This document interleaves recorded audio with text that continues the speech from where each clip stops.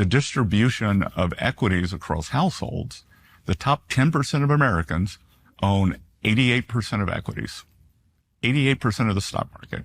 The next 40% owns 12% of the stock market. The bottom 50 has debt.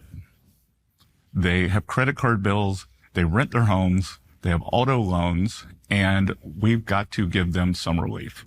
That I was struck by the statistic from last year. That's the message right there. Just as a bystander, I'm like, wow, okay. All right. Or that, I like the examples, and I was really struck by two different statistics last year.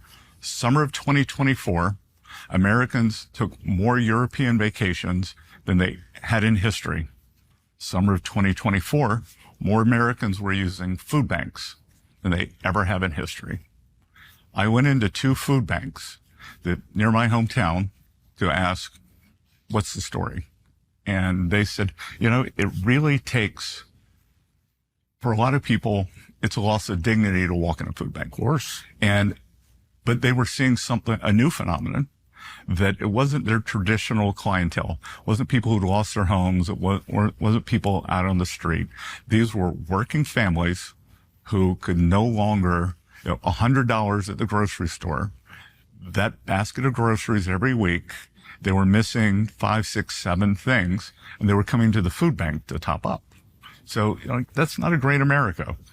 Record European vacation, record food banks.